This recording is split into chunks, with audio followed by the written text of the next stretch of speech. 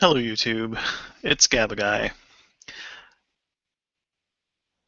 I had a few more thoughts that I just wanted to get off my chest tonight. Some responses to questions and some YouTube discussions and things like that. So I thought I would make this open. If anybody wants to join, I provided a link on the events page. Um, and if not, I've got several questions here from theists that came either through my email or through different YouTube comment sections and things that I thought I'd share my response with here.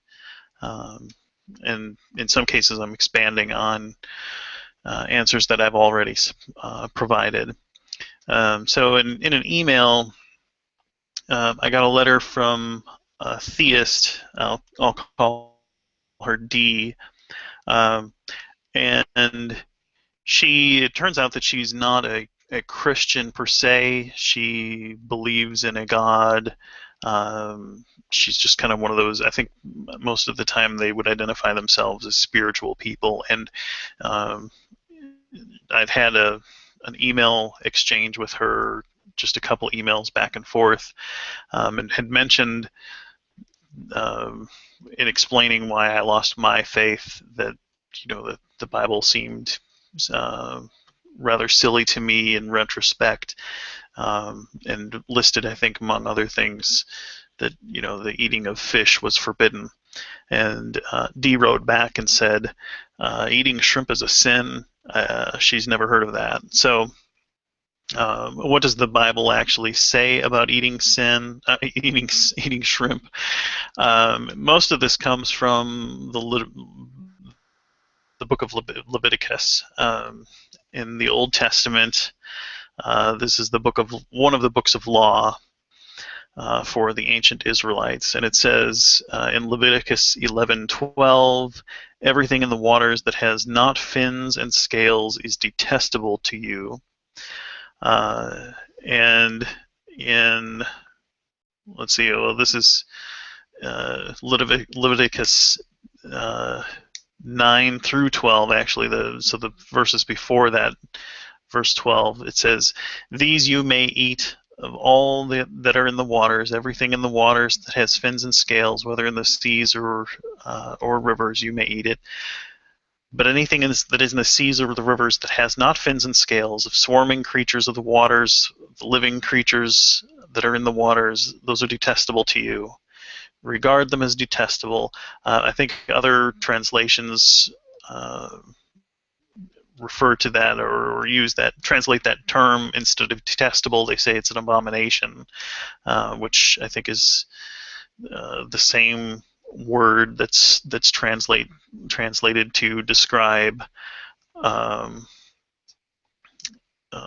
homosexuality and things. And so at any rate, it's certainly in the Bible that it was forbidden to eat shrimp. So that's my answer to D.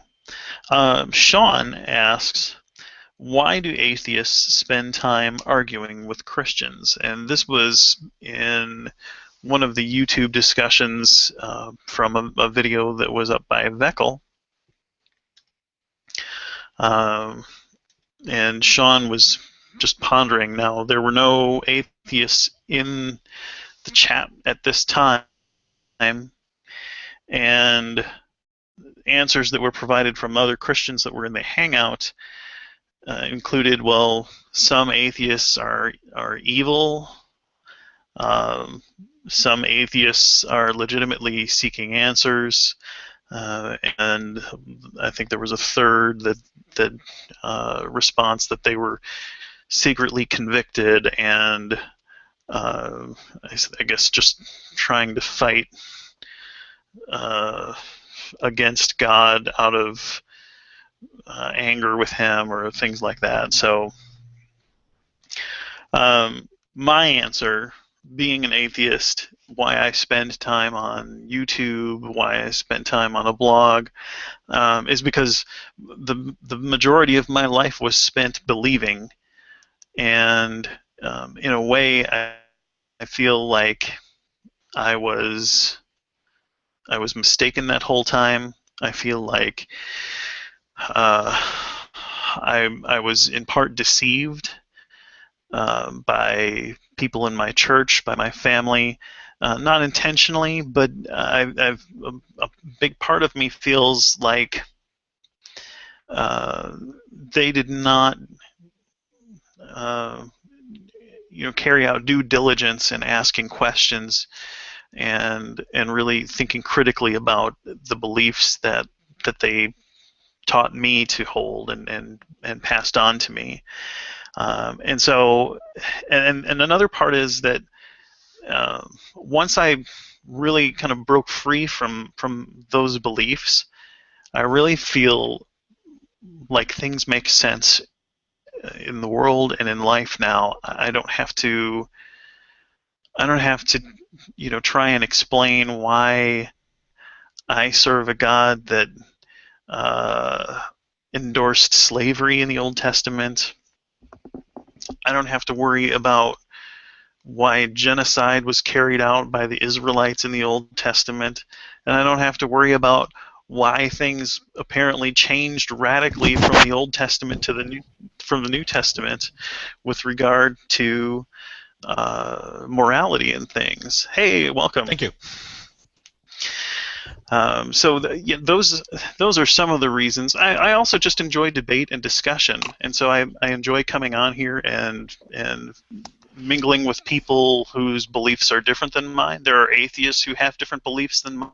I enjoy philosophical discussions and things. Carlton, do you have any responses to this question as to why you spend time? I believe you're an atheist. Is that right? Yes. How did you know? Was it the cool looking red shirt or the lack of hair or what was it? What gave me away? I think I've seen you before in some other Oh, hangouts. okay. I'm sorry. What was the question, Ron? So the question was why do atheists spend so much time on the internet arguing with Christians and other theists? And the person that asked this question said, well, he used to be an atheist before he was a believer, and he didn't want to spend any time talking about religion or thinking about religion at all. Yeah. And my response was, that was such a big part of my life, and now that it's not, and I think that many years of my life were spent in this. Um, I feel like those were wasted time. I want to help other people to get free and get out of that. Mhm. Um, that's a huge question, and part of my answer is exactly what you just said. But I think another part of it is that I think whether or not you're a theist, whether or not you believe that there's a God or not, I think if you do, that has, I think, a huge impact on a wide variety of social issues and just issues about, who we are, if we have a purpose. I mean, almost any subject that you can touch potentially is going to be impacted by your religious views. And so I think to not spend time thinking about it and studying it and talking about it is to do a disservice to all the other topics. It's sort of like you're carving out a huge part of what plays into how you feel about whether it's free will, whether it's abortion, whether it's the criminal justice system, whatever. Yeah, I don't see how you can talk about those other topics and not talk about it. That's a great answer. I also would, while you were talking about that, it occurred to me too that, just being rational and trying to seek out truth and follow that path wherever it leads is important to me. And I think, my view of religion really is that there's a lot of bad ideas and bad reason that goes into that. And this idea is not original to me, but one bad idea often leads to another bad idea, and so if we live in a society where people are embracing multiple bad ideas and then carrying out actions that are kind of spawned from those bad ideas, it affects me and it affects all of us. So it's in my interest to try and help people to think critically and reason better. Hmm. I'm not gonna. There's nothing there I'm going to disagree with. I think that's all absolutely true. The other day I was talking to somebody and I was using an analogy and I said, my daughter, she's grown up now, not gone. She's grown up and out of the house, okay. But when she was a young girl, I remember I was working on the car one day and she came out there and she couldn't have been more than 7 or 8 years old. And I was taking a tire off, and I had a bucket that just had a bunch of tools in it, hammer, saws, you had everything in there. And she, of course, 7 year old, she wants to help daddy's girl. She reaches into the bucket and she pulls out a tire iron. Okay. Now she'd never changed a tire in her little life. Okay. She'd never seen anybody do it. She pulled a random tool out of the bucket and she got lucky. Okay. She hit the one I needed. Right. Which was nice because I didn't have to say thank you, dear, and then just set it aside. So the point of that being is I think that this is kind of where the problems come in for me, is that I don't necessarily think that the conclusions that religious people arrive at in terms of how they behave in society are necessarily wrong, right? So I don't necessarily think that somebody who's pro-life is wrong or that there's anything bad inherently with a pro-life position. But my problem that I have with religious people is that they're like my 7-year-old daughter. They got to that conclusion that they're pro-life through basically a really terrible process that didn't really involve any logic or critical thinking skills or rationality. They got there, out of their perception that there's a command. They were ordered to believe this, and therefore they do. And so I don't take issue a lot of times with where they are, what they arrive at, what their morals are, but I take issue with how they got there, because I think if you don't have a solid foundation, in terms of your thought process that gets you to that conclusion, then you're really ill-equipped to be able to know when it's appropriate for an exception, or when it needs to change, or when maybe society has moved on or gone a different direction. You have no real frame of reference, right? It's like my daughter. If I asked her to pick out the second tool I needed, the odds are she's not going to get the right tool the second time around because she doesn't know how to select a tool. She doesn't have a good method for doing it. And that's sort of, sorry, that was a long-winded answer, but that's sort of my problem with religion. Yeah. Yeah, and that really is a great lead into the next question, which was offered by Bob Loblaw on one of the comment sections of a YouTube video. And by the way, Bob Loblaw, great handle there that's a reference to Arrested Development, one of my favorite sitcoms. Bob asks, he says, you point to slavery in the Bible to say it's wrong. He says, but how can you account for morality and say that slavery is wrong without God or the Bible as a moral guide? So I think that leads in very well to what you were saying. And obviously this is a much bigger question that you could spend an hour and a half to 6 hours trying to unpack all of this. But did you want to have or give any thoughts on that subject? Give it a go. You know what? I'll tell you what, Ron. One thing you'll learn about me: I will never opt for silence. I will talk about anything. Great. So, yeah, absolutely. Because this is a topic that it comes up all the time. I think atheists in general get bombarded with that question. It's sort of one of the the 10 knee-jerk questions that come out in a conversation. I think there's a faulty premise there, and I think the faulty premise or idea there is that in order for something to be moral, it requires 100% consensus from everybody, and I think that's absurd. In other words, I don't think simply because everyone doesn't agree with me in terms of what I believe is moral, that invalidates my morality. I think that morality has to. The very concept of morality, to me, mandates that morality must come from within us. It must be how we view our place in the world and what we view as being the way to behave and the way not to behave. To me, it is sort of, it's foolish on the face of it to say that my morals derive from somebody else. It would be like if you came to me and said, Carl, this is what I say is correct, right? Even if you're right, okay, maybe you're smarter than I am, okay, even if you're absolutely right, it's not the correct way for me to adopt a morality to simply accept yours because I think you know better. um, it has to come from my own personal beliefs, because otherwise then I'm not really doing it um, out of a pure heart, if you will. I'm doing it because you said so. So I think this, and maybe one more step there. I think that this idea of, God saying, for example, thou shalt not kill or murder. Let's not equivocate, right? Okay, so thou shalt not murder.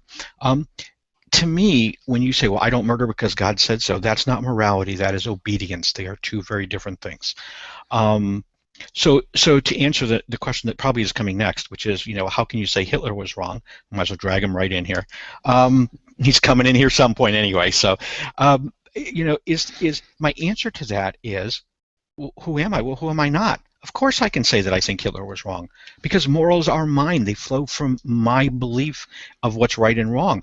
So certainly I can say Hitler was wrong. Now that doesn't mean that because I say that all of a sudden Hitler should bow down and go, oh my God, Carl says it's wrong, it must be wrong. Of course not. Hitler's going to still think what he's doing is right.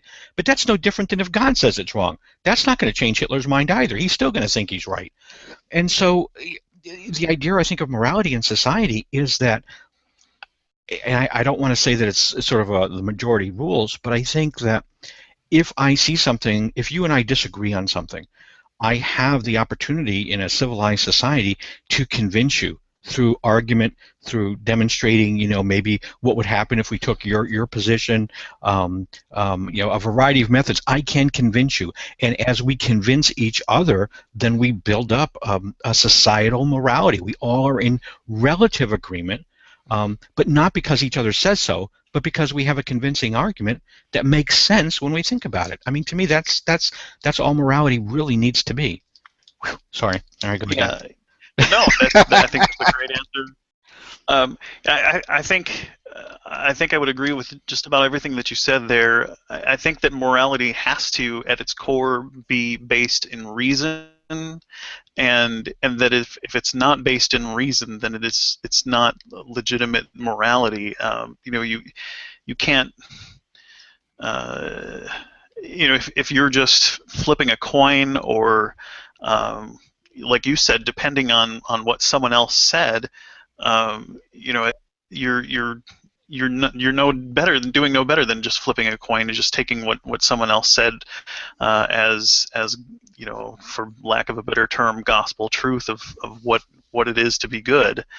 With the case of slavery, I know that I don't want to be a slave. I want liberty. I want to be able to make my own decisions as an adult, and I think I'm happier, and I know the people who are around me are happier when they are not enslaved. And I can't imagine any rational person who would want to be enslaved and not have the rights to live out their life and pursue happiness. And so just understanding my own desires and understanding that reciprocity helps me to get at my own desires. That's a rational basis and a beginning point to start asking moral questions and laying some kind of principles about morality without relying on the Bible. I think that, and I'm going to say something that might be I don't know. It's probably going to be taken the wrong way if somebody's listening, but that's okay. Um, I don't necessarily think, though, that because we say that it needs to be rational or it needs to be logical, that I don't think that turns us into a planet full of Mr. Spocks. Okay, and I don't think that necessarily makes a case for utilitarianism either.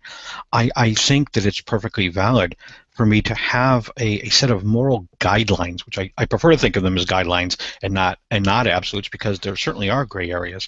But even within those guidelines, I think that compassion and empathy has a valid place in a moral system. I don't necessarily have to have a mathematical proof that tells me, when I should blame somebody or when I shouldn't, or when I should punish somebody and when I shouldn't.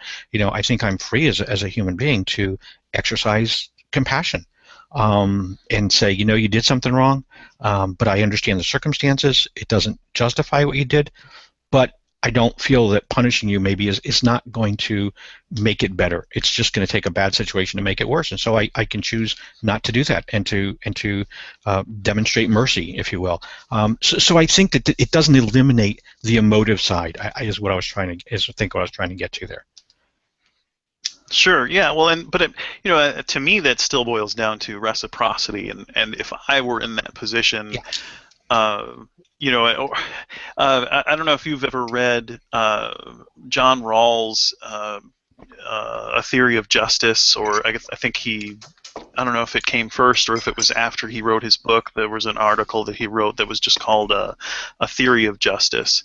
Are you familiar with that work at all? I have not read the work, although it's been referenced in more than a few conversations. So Sure, sure. But he says basically that we can form kind of civil justice, or get some kind of principles from that, by imagining that we are removed from society and then trying to create rules and laws, that we would think were fair, no matter where we were placed within that society. He refers to that position as the original position, and says that you should imagine a veil of ignorance over where it is that you might potentially land, whether you end up being a wealthy yes, yes, person or yes. a poor person. Yes, now I'm familiar. Okay, now it's clicking. Yes, I'm sorry. Go ahead.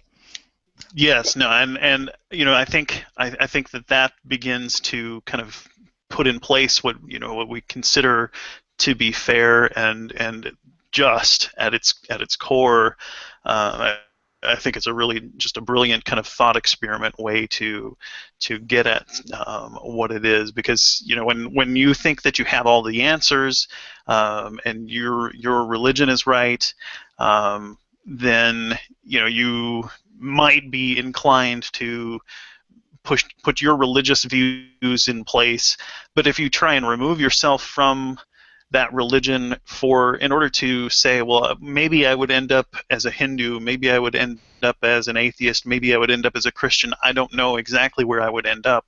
Right. What kind of rules or laws could I put in place that, regardless of which position I end up in, I would still be able to live out my life and pursue happiness, and my own live out my own religious beliefs or lack of religious beliefs as I saw fit.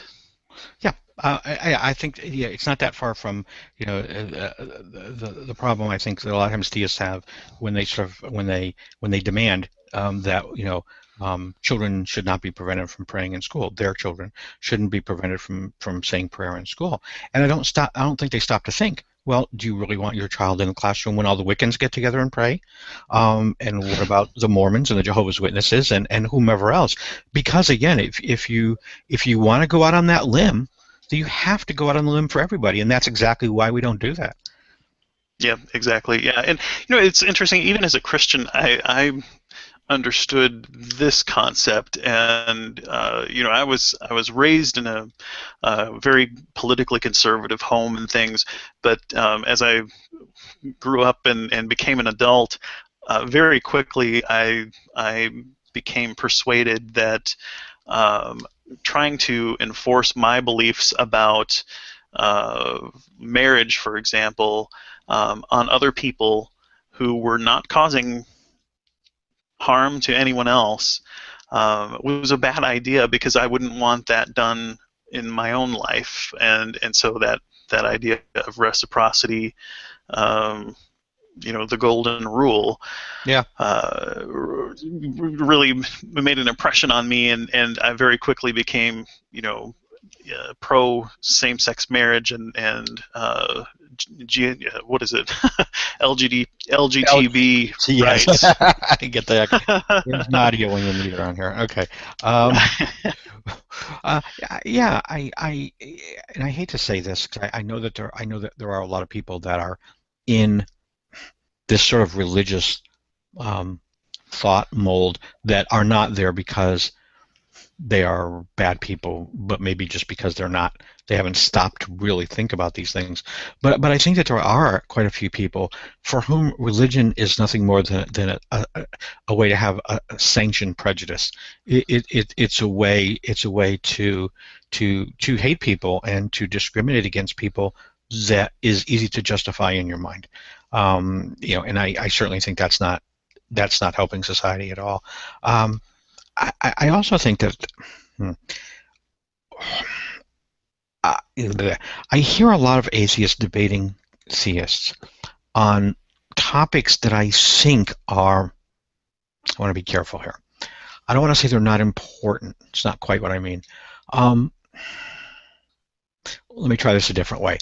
I think, because you were a theist at one point, and correct? Yes. Okay, and so was I. And so I think a lot of things that sometimes atheists don't understand that we're not theists before is that once you grant me, I'll put my Christian hat on here, once you grant me that the God of the Bible exists, okay, as a premise, and with, I'm assuming with that the Bible is sort of was his communicated to mankind. Once you grant me that, a lot of the things that atheists disagree with do flow logically from that presumption. So if you grant me that the God of the Bible exists and you grant me that the Bible is God's word, then I think I can make a logical case from the scripture for a lot of these belief systems. And the problem that I see on Google, a lot, is that atheists always love to claim that Christians are illogical. And they're stupid is the implication. It's not just that they're illogical. But I don't think that that's the case. I mean, yes, clearly some of them are. Okay, but I think that there also are quite a few of them that are very intelligent people, and that they can make some very good cases for their belief systems once you grant them their premise. And I think atheists need to realize that. I mean, for me at least, I think that's the important question. Because once you grant them that, you're on shaky ground because they actually might have a better argument than you. So. Yeah, and I agree with you. And one of the things, as I was going through college, and I actually studied philosophy in college as a Christian, and made it all the way through my bachelor's degree with my faith intact. Well, apparently you didn't have the professor in that God is Not Dead movie. No, oh man, that's terrible. What a horrible caricature. And most of my philosophy professors were atheists. They didn't make you sign a document or renounce your faith or anything. Yeah, and when I first started in the program, I was convinced they were all Christians because they were presenting both sides, and in my mind, they were presenting the theist side best because, they were presenting the best arguments. They weren't presenting straw man arguments, and they most certainly were not insisting that people take one side or the other in either case. So. Don't get me started on that movie. This is what bothers me about the movie is not that it's a caricature. Okay, a lot of movies are. It's that there are a lot of people I fear that actually think that is a real representation of what it means to be an atheist and what liberal professors are like. I think they really honest to God think that movie was, on the money in terms of portraying what an atheist is. And it's absurd. I go into hangouts with atheists, and especially when I see atheists that I don't know and are making straw man arguments, and I'll actually go in and play the Christian. And I'll call the atheist stupid to his face too, because I want a real conversation. I want a real dialogue. I want to explore the idea. Ultimately, I don't care if I convince you. I don't expect to convince you, and I hope you don't expect to convince me. But I think it's the exploration that is important, and I think when we put up all these barricades and we get in this posturing defensive position immediately, um, it doesn't serve anybody. People need to, and I think atheists and theists need to learn to relax their guard, and just have an honest dialogue about it, and not feel like every discussion has to come to blows, or get emotional. I say that sort of with one hand, and on the other hand, I'm thinking there are okay. There are some Christians I can go into a room with, like Mycroft is one, Nate Cunningham's another, yeah, Tracy, I can't remember Tracy's last name, is another. I can go into hangouts with these people, and we can have long conversations, hours long, on a particular topic, and never even raise our voice. We might make little snide quips every now and then, just as a joke, but Sure. it's never serious, right? And the thing about them with those people, right? So Mycroft, for example, can say, well, Carl, don't atheists exercise faith? I don't have a problem saying, yeah, I do. But if I'm in a hangout, I hate to drop names here, but if I'm in a hangout with G-Man, or if I'm in a hangout with Pillbox, or if I'm in a hangout with some Christians on who I consider the other side of that fence, and they say, well, atheists use faith, I I look for a way to rephrase the question. And the reason that I do, and I think this is the problem, the reason I do is with the first group, I have every confidence that if they misunderstand what I mean by faith, that they will give me an opportunity to not correct it, but to maybe choose a different word or to explain what I mean by that word, so that we can move forward. Whereas the other group, I won't say yes, because if I do, they use it like a baseball bat. They pick it up and they want to pummel me to death with it immediately. um, you know, and there's no hope of going back Sure. and correcting it, because then then you get accused of, changing your mind, and you're just, doing this and doing that. Sorry, I don't know where I was going with that. I apologize, but No, just that's okay. yeah, yeah. You can tell I'm kind of, where's my Adderall when I need it? I just, yeah, I think that there's a lot of potential good that can come out of these dialogues, I guess is what I was shooting for. And unfortunately, because of all the posturing, a lot of times it doesn't happen. Yeah, yeah, and it concerns me on just as much on the atheist side as it does the theist side, and because I think that there are a lot of times when there are sincere theists who are interested in testing out their ideas and their ability to defend their faith honestly, and to pursue and ask serious questions, and sometimes they just get completely bullied, which puts them into a defensive posture, Hmm. and and and I think does not keep them open-minded about the discussion and things, and that to me is counterproductive. I was in a hangout just the other day, and I won't give any names, but there was an atheist in there who would hardly let the theist get a single word in edgewise, and every time he did, it was, "You're stupid," and I've thought through this every which way, and just pride and arrogance and things, and just pummeling the person with belittling them, and that just does not help anyone. I don't think it just. I don't know. If you're on, it's my own personal, if you're on YouTube and you bully people and uh, look good, please Yeah. go find something else to do with your time. Here, here. You got my vote on that one. There are, not to keep picking on these people, but there are people, I see atheists, that they drive me nuts, because they, almost on a daily basis, they seem to have just an on. It's like the War of the Roses. They have this ongoing war with one or two other with a couple theists, right? They're like their own. It's like the Capulets and the Montagues here. They fight with each other on a daily basis, and yet then they go into a hangout with these people that they say are idiots with again the next day, and then they spend the day after that again bitching about how absurd the person was. Then stop going into the hangouts with these people, folks. Yeah, I'm sorry. Somebody had a great one.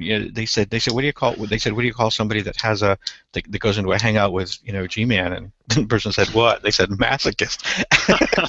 Stop doing it. Yeah. Yeah. Oh gosh. Yeah, it's kind of one of those things, and I still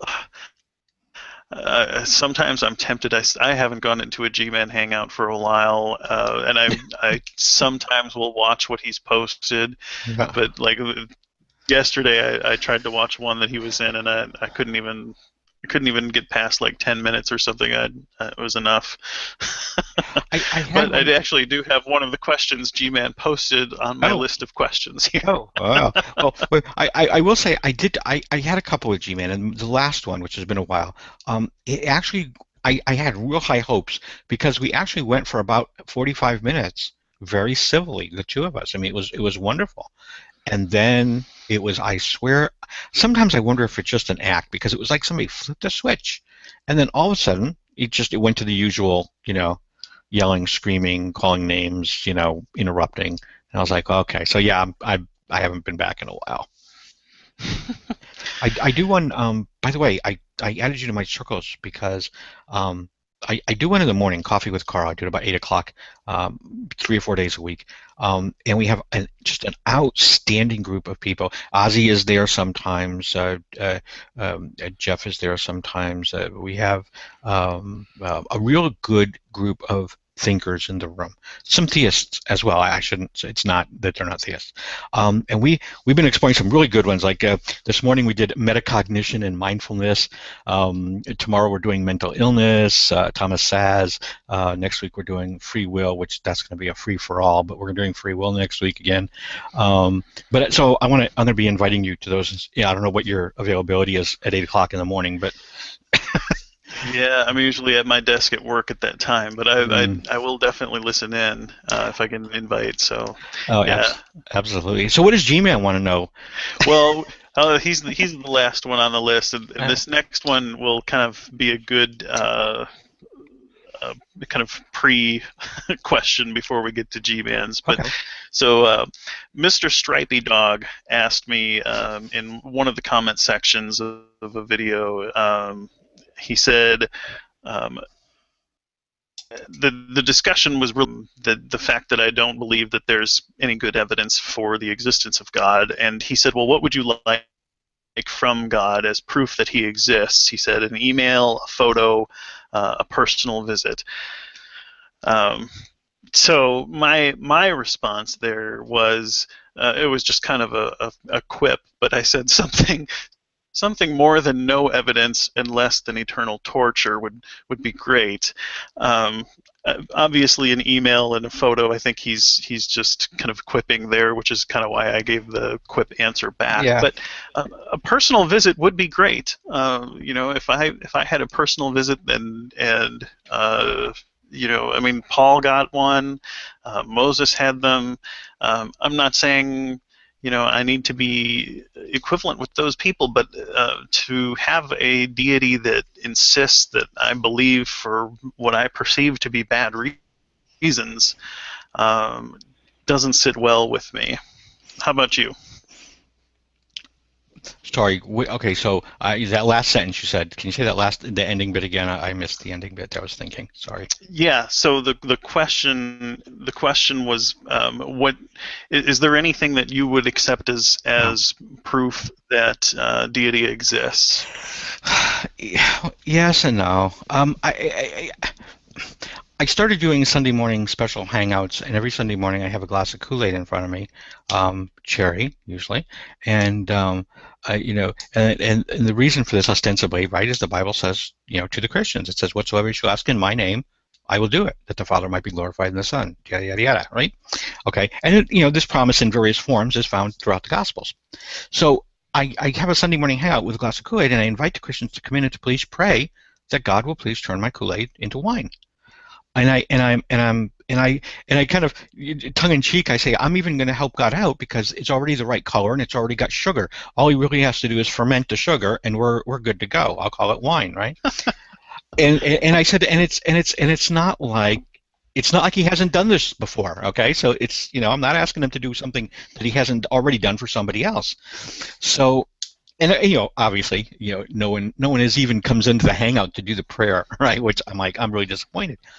But I think that, yeah, sure. If that happened and somebody came in and prayed and I took a sip of the Kool-Aid and in fact it turned into a nice Pinot Grigio, well, not if it was red, but I would accept that as some sort of evidence. I mean, I don't know what my next step would be after that, but it would definitely get my attention.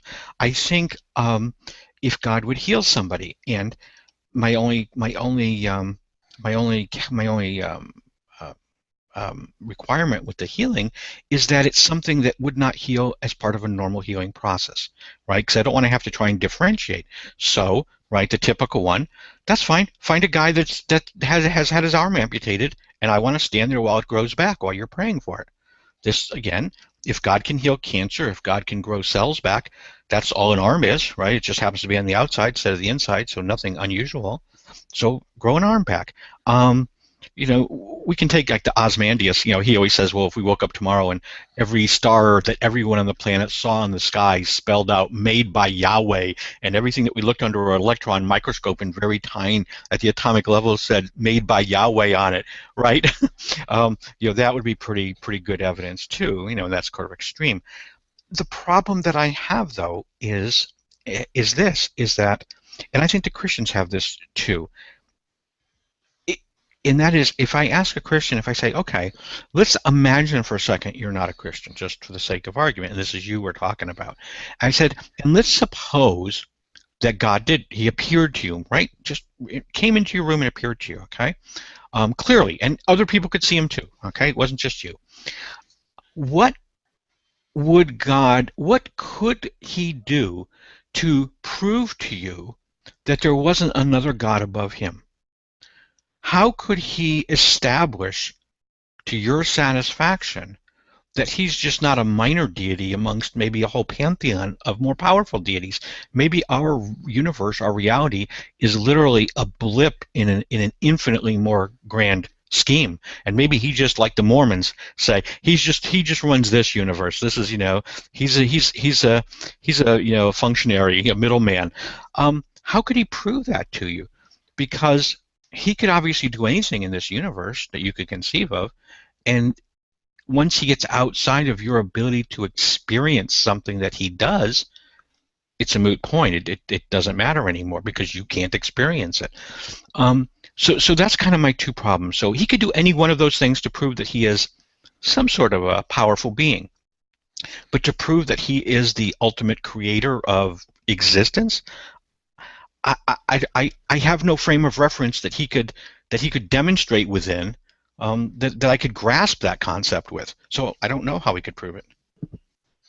Yeah, very true. Another thing that I was going to say that was kind of probably along the same lines as what you were saying earlier is, if there was statistical evidence that suggested that Christian prayers actually got affirmative answers more than chance and more than other religions, prayer, people praying from other religions and things like that, that might indicate that there was something going on, with religion. But any studies that have been done, that have been peer-reviewed kind of studies on prayer and things, have turned up negative results on prayer as influencing reality. Yeah, I mean, I'm with you here. I would anything, if, like you said, prayer, because that's always one of G-Man's favorite is, answer prayer as proof of God. And I'm like, if there really was any any kind of either statistical or even correlative evidence that I could look at and say, well, at least it seems to be hinting that there may be something here. Maybe we need to investigate this. I'm fine with that. I am not an anti-theist in the sense that my position is not that God doesn't exist. That I can somehow prove that he doesn't exist. I'm perfectly happy to say, sure, he could. Lots of things could be there, but but if you cannot demonstrably show that that's the case, then for me, and this is maybe where you are too, for me, this is why I say I'm not telling the Christians that their God doesn't exist. I'm simply saying, based on the evidence or lack thereof that we have in front of us, it is not a rational leap to make to cross that bridge in its absence. It just isn't, unless you just want to be on the other side, which is effectively really what you're saying. You want it to be true, so you're willing to make that leap, but it's not a justified leap in terms of the evidence. I agree. Yes. I don't understand why they can't realize that there is a placebo effect. I don't know why they can't rationalize that. I Well, don't I know. think even placebo has a better effect than prayer, according to the studies that have been done. Yeah, placebo They really did works. show, yeah, exactly, exactly. There is a measurable placebo effect, and in the studies that have been done, there was actually a slight negative effect of prayer, and the researchers suggested that they thought it might be like performance anxiety. When the people knew that they were being prayed for, their results were slightly less. They healed less quickly than the people who had no prayer. I saw a great one of my favorite prayer studies.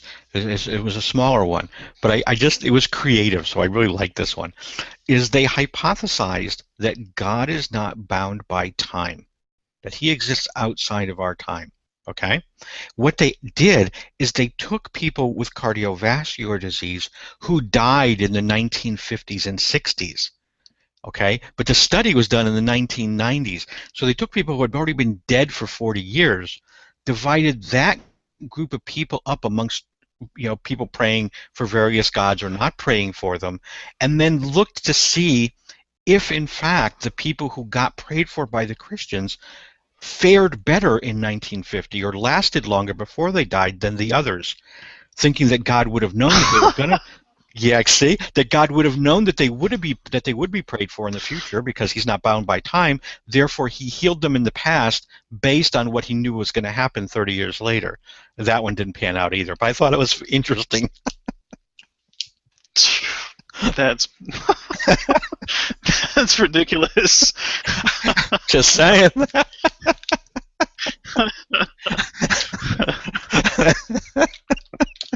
um, sorry, but that's and maybe this is where you're going to go with G-Man, but this was G-Man. I had a long conversation. I had this one with Tracy as well, and I'm like, the Christian, and you and I did this. At least I did. I'm assuming you probably did too. The same things. Well, God answers yes, no, or wait. Now, so we've kind of, we've thrown these three states in there now to kind of cover our bases when something doesn't happen.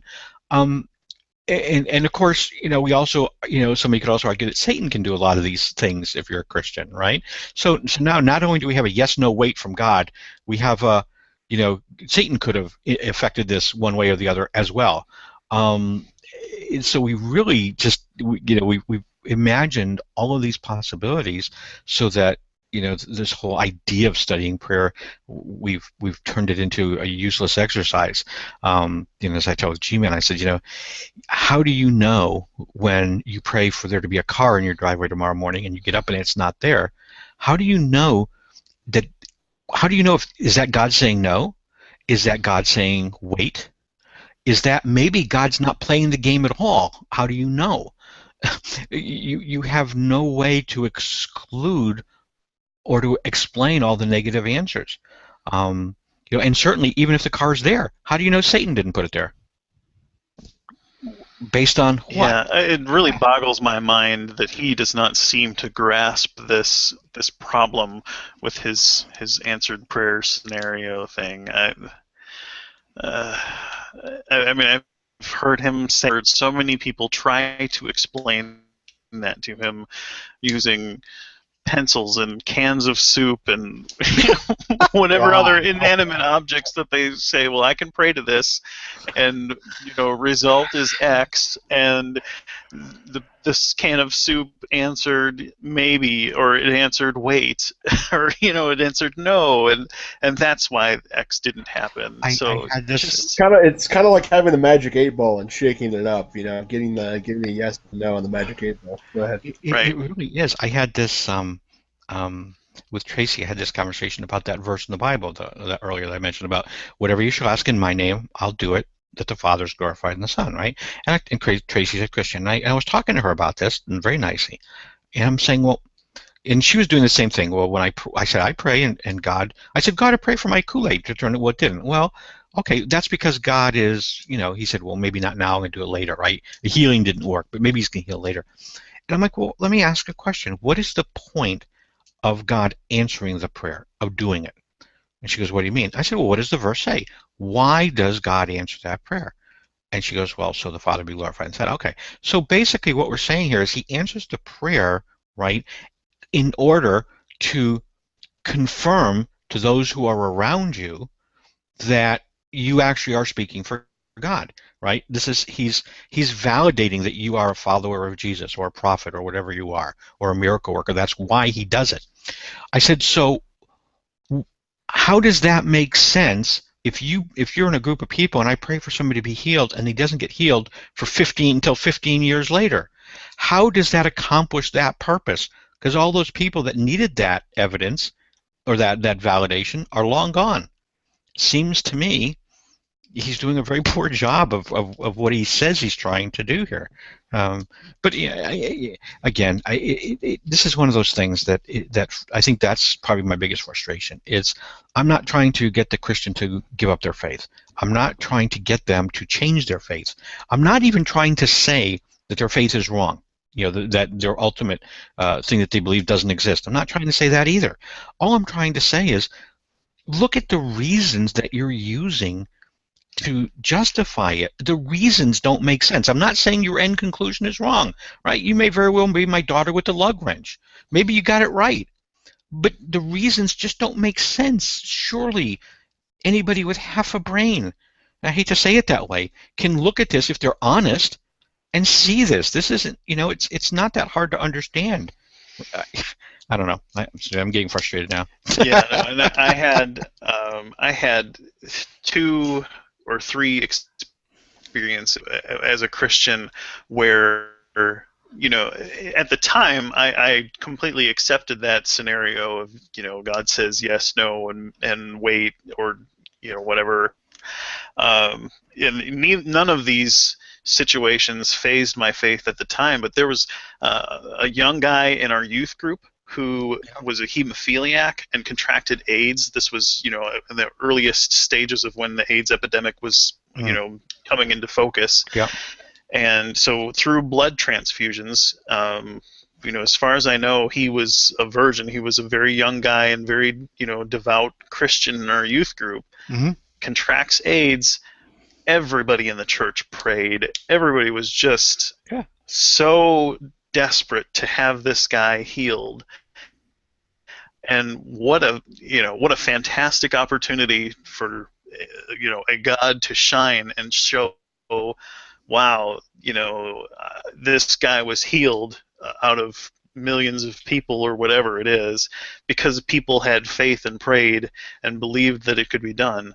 Nothing. The poor guy died, and his brother, who was of the same, had the same situation, got the transfusion.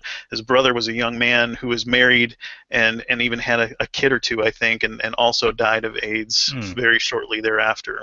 It makes me wonder if I took a bottle of olive oil from the grocery store and gave it to G-Man or someone like that and said, look, here's this magic olive oil, okay? The Pope blessed it, okay? Sometimes if you rub this olive oil on somebody's head, sometimes it'll cure them of a cold.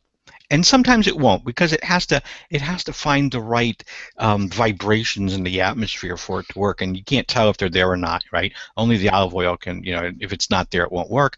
I said, so sometimes it will work, sometimes it won't, and sometimes it's a delayed effect. Sometimes you have to wait 10 or 12 days, and then the cold will magically go away. So if I really gave that to somebody, would these people really continue to utilize this olive oil after applying it to, a number of foreheads and finding that, it only cured the colds, extraordinarily rarely, and always it seemed to be right around 6 or 7 day mark or 10-day mark? I mean, would they really think it still worked? I can't believe that they would use that same rationing or that same thinking process. And yet that's exactly what they're saying. Yeah. They're saying prayer Sky works. Daddy, Yeah. you're muted here. Did you want to jump in and give your 2 cents on this issue? I'm going to go get a drink real quick while you're doing that, if that's okay. I'll out for a second. Sure. Don't have 2 cents on the prayer issue. It's silly. All right. Well, so I have one more question on my. I just sorry? wanted to. I don't mean to interrupt. I guess I do mean to interrupt. I didn't mean the topic is silly. I just meant prayer. Yeah, no, that's fine. No offense taken. So the last question, we kind of got sidetracked on it a little bit, but was from a YouTube user who had asked the question in the comments: what would we accept from as evidence or proof that a God exists? Carlton and I both gave our answers. Do you want to take a crack at that one? Well, I was just in a hangout like 2 days ago, and someone answered this question pretty well, in a really vague way, because I think that's all that's really necessary. Vague is good. It's an extraordinary claim. It's a super extraordinary claim, so it would require some super extraordinary answers, or some super extraordinary evidence. Like, you can't just point to the grass and the sky and the trees and say, look, God's all around you. That's not going to cut it. Like, your claims are bigger than that. Your claims are like miraculous, I guess.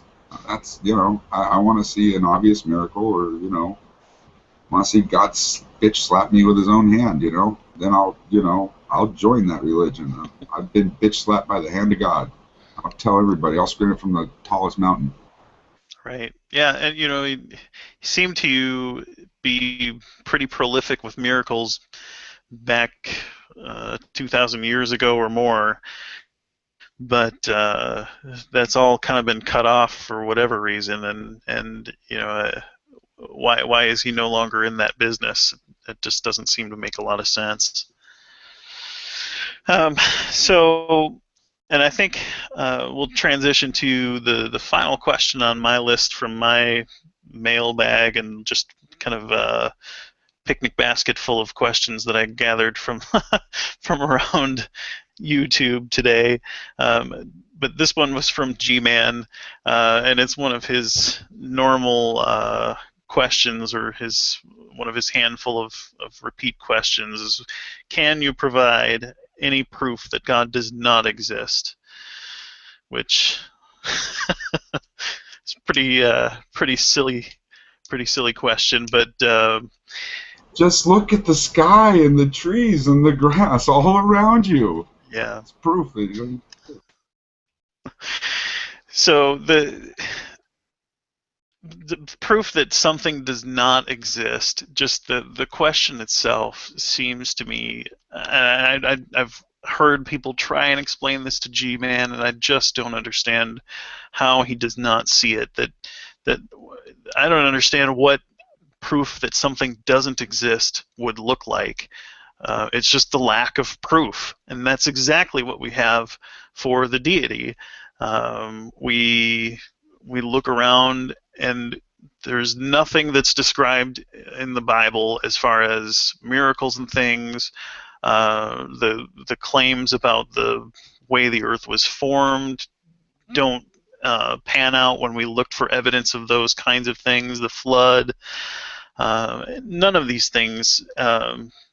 So there's nothing to substantiate. And when we get to the New Testament and the claims about resurrection and things all start to look very, very sketchy when you look closely at the stories and how they don't match up. The fact that they were written decades after the supposed events, they're just piles and piles of contradictions and problems with the stories, on top of the fact that we've never actually had any kind of real documentation of any kind of resurrection. And so all of these things are reasons to be skeptical, but they're not evidence that something does not exist, because evidence of something's non-existence doesn't exist. Sky Daddy, you want to jump in there? Yeah, that's why, atheism isn't a claim on knowledge. I mean, I don't really think it's a reasonable thing to say I know God doesn't exist. But the way I look at it is I put God's existence on trial, and I find him not guilty. Not guilty of being there. I've looked at the evidence, that I've seen, and I can't say he's innocent, right? Of being of existing, of being. Right. But I'm certainly not going to convict. I can't convict. I just with what's the term? With a clear conscience, convict God of existing. Right. Yeah. And, to G-Man, I would ask if he could please provide any examples of evidence of the non-existence of anything else that he believes does not exist. So if you, G-Man, believe that Bigfoot does not exist, if you believe that leprechauns do not exist, whatever it is, pick one and provide me an example of evidence of the non-existence of this being that doesn't exist. That would be my big response to G-Man. And if you can do that and provide evidence of the non-existence of one of these other beings, then yeah, I'll consider the idea that I should maybe try and find something similar for the non-existence of a deity. But Carlton, are you back yet?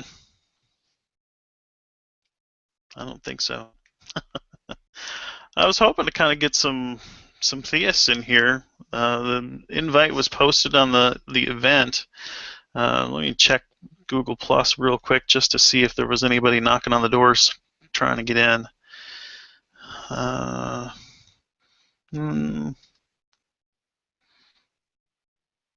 No, we've got a video that was posted as a response about rational science, evidence, and experience. I don't know what this is, and it's an 8-minute video. I don't want to watch that right now. We'll take a look at the video later and see. I don't know. Yeah, and I'm not sure. Opie, if you're a theist or an atheist, is not clear from what you've posted there. So we'll take a look at that later. I don't know. Anybody have any concluding thoughts here? This wasn't a real long hangout. I just had some time to kill and decided to jump online with a few questions that I thought were interesting and worth discussing. Yeah, I really thought the Ask an Atheist would be a way to go, All right, well, I think that's all for tonight. Thanks for watching, and thanks to Carlton and Sky Daddy, and and Down Corner for coming and checking in and giving your thoughts on these issues too. Take care, everyone.